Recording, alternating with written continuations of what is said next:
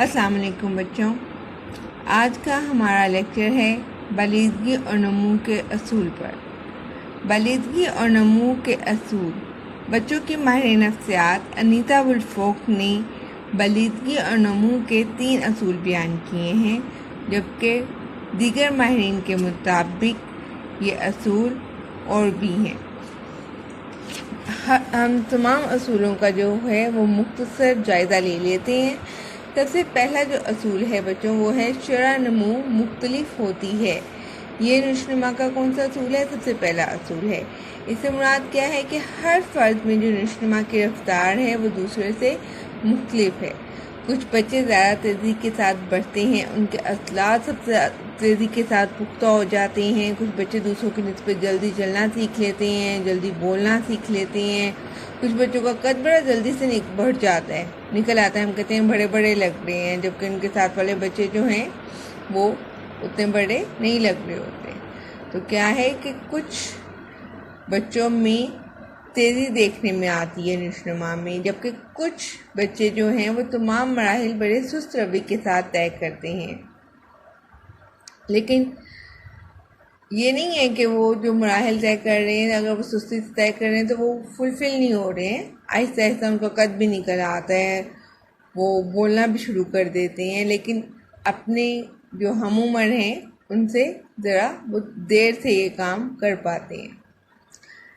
آپ اپنی کلاس میں دیکھ لیں، آپ سب تقریباً ایک ایج فیلو ہوں گے، لیکن سب کے قد ایک جیسے نہیں ہیں، سب کی جسامت ایک جیسی نہیں ہے، سب کا سیکھنے کا انداز ایک جیسا نہیں ہے۔ اب میں ایک ہی لیکچر ہے جو سب کو ڈلیور کیا جا رہا ہے، لیکن ہر ایک کا اس کو سمجھنے کا انداز جو ہے، کچھ بچے بہت جلدی سے سمجھ لیں گے، کچھ کی جو سمجھ میں تھوڑی دیر میں آئے گا۔ تو یہ بات کیا شو کرتی ہے؟ وہ یہ شو کرتی ہے کہ جو نشوونما ہے وہ سب میں ایک جیسی نہیں ہے، اس کا انداز جو ہے وہ سب میں مختلف ہے۔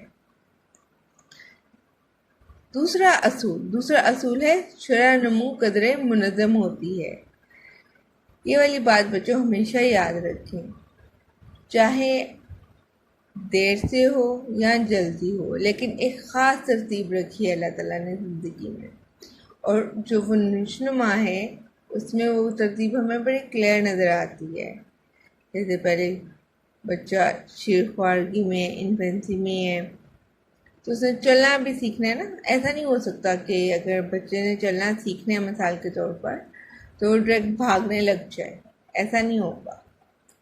وہ پہلے بیٹھنا سیکھتا ہے اپنے آپ کو، بغیر سہارے، پہلے سہارا لے کے بیٹھتا ہے، پھر بیٹھنا سیکھتا ہے بغیر سہارے کے، پھر تھوڑا تھوڑا کھڑا ہونا سیکھتا ہے، پھر سہارے کے ساتھ کھڑا ہونا سیکھتا ہے، پھر سہارے کے ساتھ چلنا سیکھتا ہے چیزوں کو پکڑ پکڑ کے، پھر ایک ٹائم آتا ہے کہ وہ بغیر کسی سہارے کے چلنا شروع کر دیتا ہے، اور پھر وہ دوڑتا بھاگتا ہے، لیکن سب بڑے ایک ترتیب سے، ایک منظم انداز سے ہوا ہے، ایک دم نہیں ہو جاتا۔ اسی طرح سے جب بچہ بولتا ہے وہ بھی بڑے منظم انداز میں ہے، وہ ایک دم پورا کا پورا جملہ ادا کرنا شروع نہیں کر دیتا، پہلے ایک آدھ لفظ بولتا ہے، پھر اس کے ساتھ دوسرا لفظ ملا کے بولنا شروع کر دیتا ہے، پھر وہ اس میں کا کے کی پر وغیرہ کا اضافہ کرتا ہے، اور آہستہ آہستہ وہ جملہ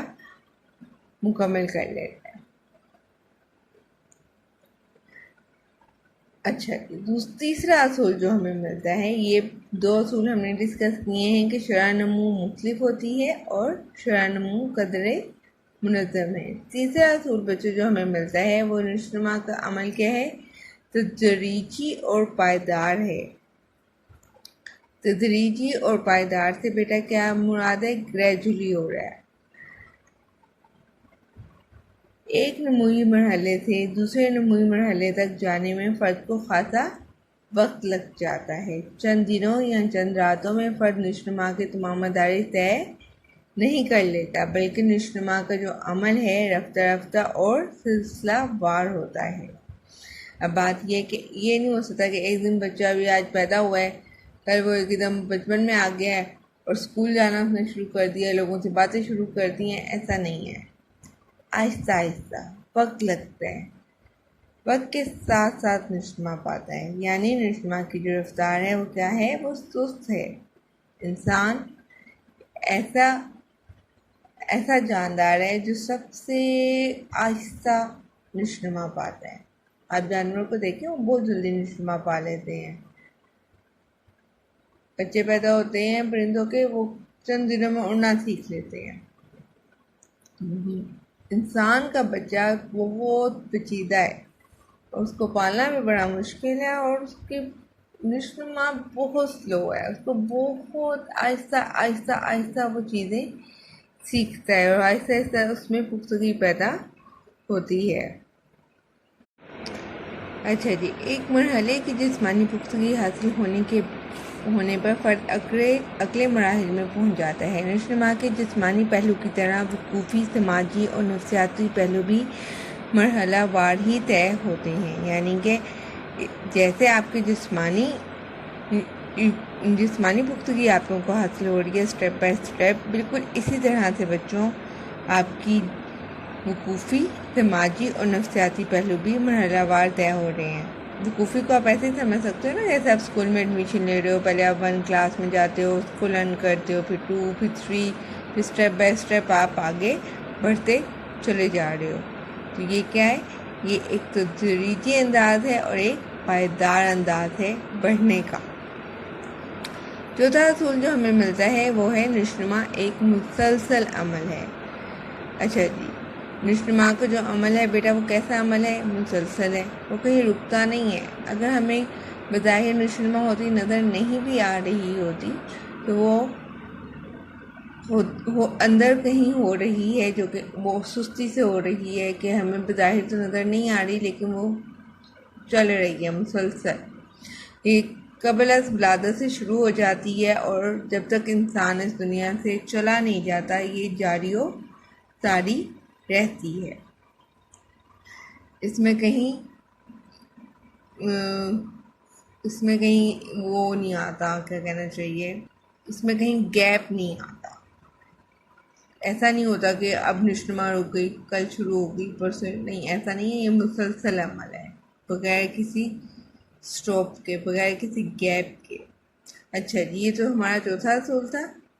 4 اصول ہم نے ڈسکس کیے بچوں، کون کون سے؟ شرح نمو مختلف ہے، شرح نمو قدر منظم ہے، نشما کا جو عمل ہے وہ تدریجی اور پائیدار ہے، اور نشما ایک مسلسل عمل ہے۔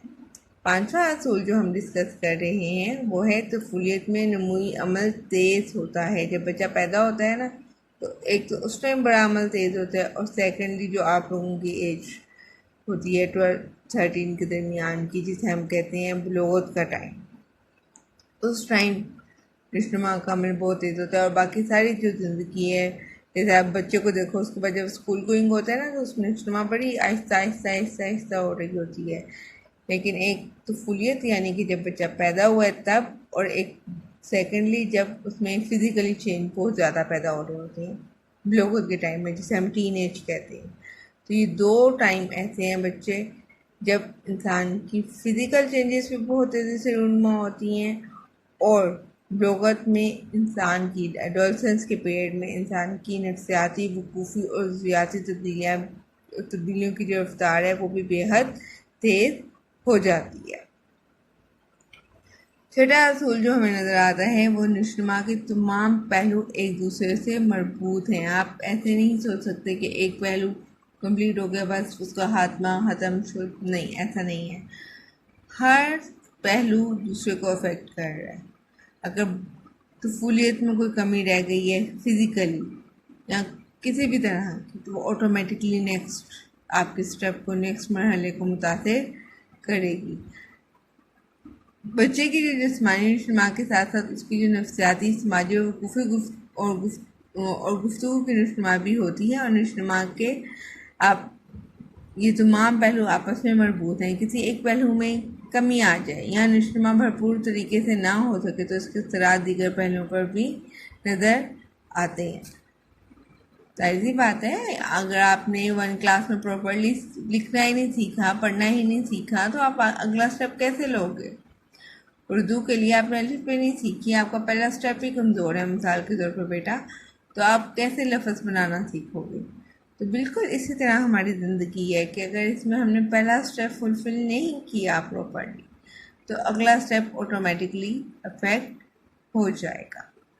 اچھا جی، آج کے لیکچر میں ہم نے 6 اصول پڑھنے ہیں اور اس کو ہم نے پڑھ لیا ہے، اور کون کون سے پڑھے ہیں ہم اس کو ایک دفعہ دیکھ لیتے ہیں۔ شرح نمو مختلف ہوتی ہے، شرح نمو قدر منظم ہوتی ہے، یہ جو نشتما کا عمل ہے وہ تدریجی اور پائیدار ہے، یہ مسلسل عمل ہے، طفولیت میں یہ عمل تیز ہو جاتا ہے، اور یہ جو عمل ہے یہ ایک دوسرے کے ساتھ ہر مرحلہ لنکڈ ہے۔